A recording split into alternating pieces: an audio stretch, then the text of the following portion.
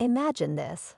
You're walking down the street, minding your own business, when suddenly an officer approaches, demanding your ID. But what happens when you know your rights and politely refuse? In today's episode, we dive into three unforgettable encounters where individuals stood their ground, kept calm, and watched officers stumble into awkward walks of shame. From a confident citizen who quoted the law like a pro to an officer who wasn't quite ready for the response, each story will keep you on the edge of your seat. You'll see how composure, knowledge, and a touch of courage can turn the tables in situations that often leave people feeling powerless. But these stories aren't just about standing up for your rights. They are about the human moments, the tension, and the unexpected twists. Stay tuned because the last encounter, let's just say, it left everyone speechless. It all started on an ordinary day, but nothing about these encounters turned out to be ordinary.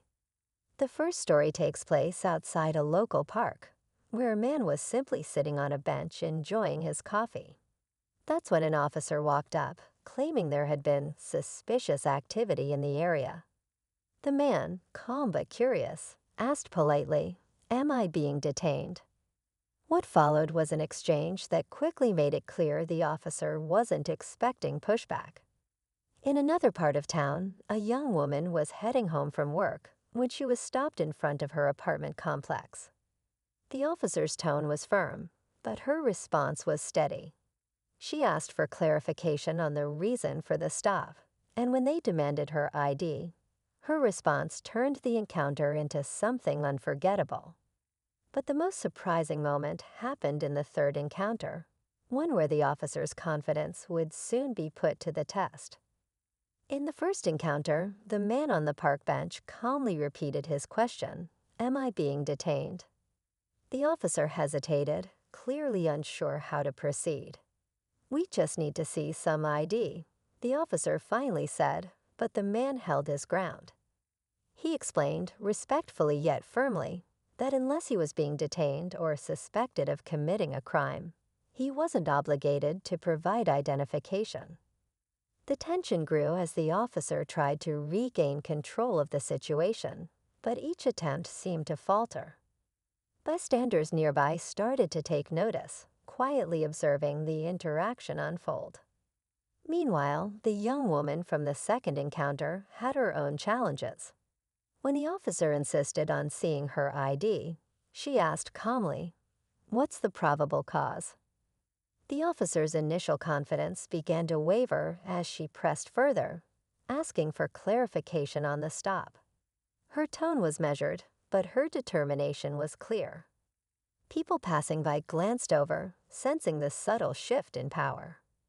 The officer's authority was being tested, and it showed.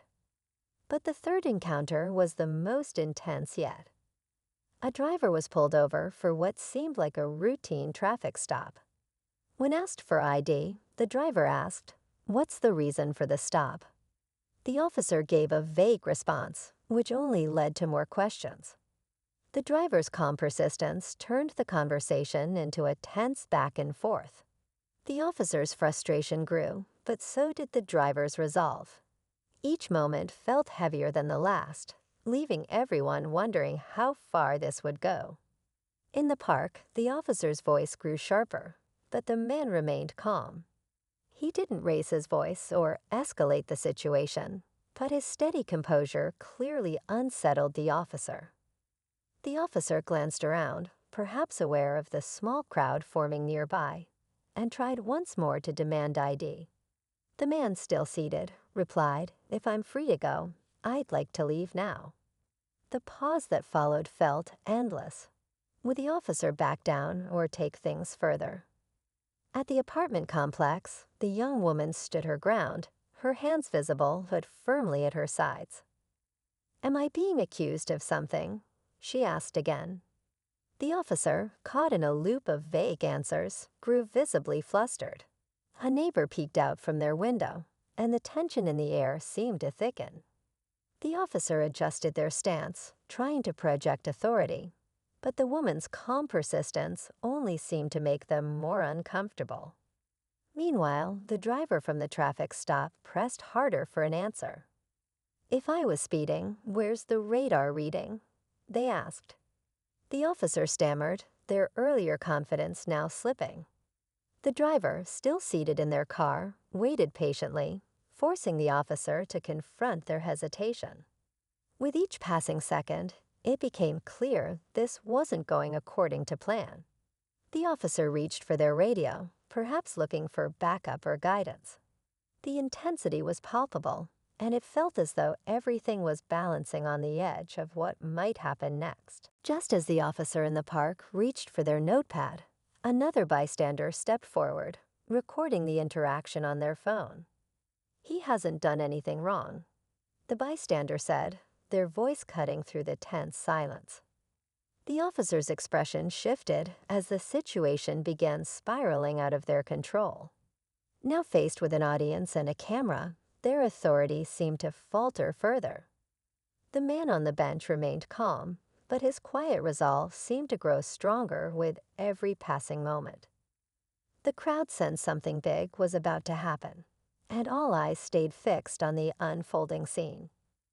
Back at the apartment complex, the officer's radio buzzed to life, and a second officer arrived on the scene. The young woman didn't flinch, even as the situation escalated. She stood her ground, repeating her questions with the same unwavering tone. The new officer, sensing the growing tension, attempted to take charge but fumbled when the woman asked, "Is there a supervisor available?" The question threw both officers off guard, and their hesitation only heightened the suspense. What had started as a routine stop was quickly turning into something much bigger. Meanwhile, at the roadside stop, things took a surprising turn. The driver's persistence pushed the officer into a corner, and their vague responses weren't holding up under scrutiny. Just as the officer seemed ready to give in, another patrol car pulled up behind them, lights flashing. The tension skyrocketed as the second officer approached, sizing up the situation. The driver stayed calm, hands resting on the wheel, but the new arrival added a layer of uncertainty that left everyone holding their breath. The stakes had officially been raised, and the resolution was nowhere in sight. At the park, the officer finally took a step back, visibly rattled by the bystander's camera and the growing crowd. With a curt nod, they muttered, "You're free to go," before walking away. The man on the bench gave a small, polite nod and calmly gathered his belongings, leaving behind an audience that had just witnessed a masterclass in composure. But just as he started to walk off, the bystander with the camera called out, "Hey, you should really know the law before you try that again." The officer stopped for a moment, glancing over their shoulder, before quickly disappearing around the corner. It was a small but unmistakable victory.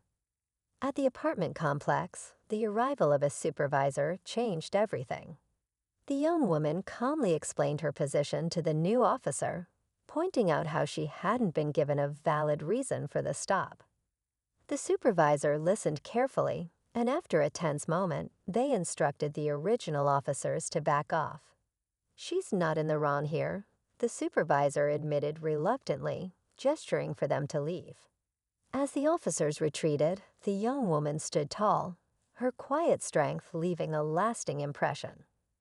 But as she turned to go, her neighbor, who had been watching from the window, came outside and said with a smile, "You just taught everyone here a lesson." At the roadside stop, the tension reached its peak when the second officer began asking the first why the driver had been pulled over in the first place. Their conflicting responses only added to the chaos, and it became clear the stop had no solid foundation. The driver, still calm, politely asked, "Am I free to leave now?" The second officer, clearly irritated, nodded reluctantly and motioned for them to go. As the driver pulled away, they glanced in the rearview mirror, catching a glimpse of the two officers in a heated exchange. It wasn't just a win for the driver, it was a wake-up call for everyone involved. But as they drove off, the driver couldn't help but think about the system that allowed these encounters to happen, leaving the story open-ended and thought-provoking. As the man walked away from the park, the weight of the moment stayed with him.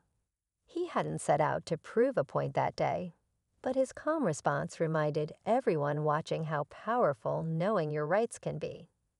Similarly, the young woman at the apartment complex returned to her evening with a quiet sense of accomplishment. She hadn't just stood up for herself. She had set an example for her neighbors, showing the importance of staying composed even in tense situations. For the driver, the drive home was filled with reflection. They had stayed calm, stood their ground, and left the scene with their dignity intact. Each encounter ended with a reminder. Standing up for your rights doesn't have to mean confrontation. It means staying informed, staying respectful, and staying calm. These stories weren't just about wins. They were about the strength that comes from knowledge and composure.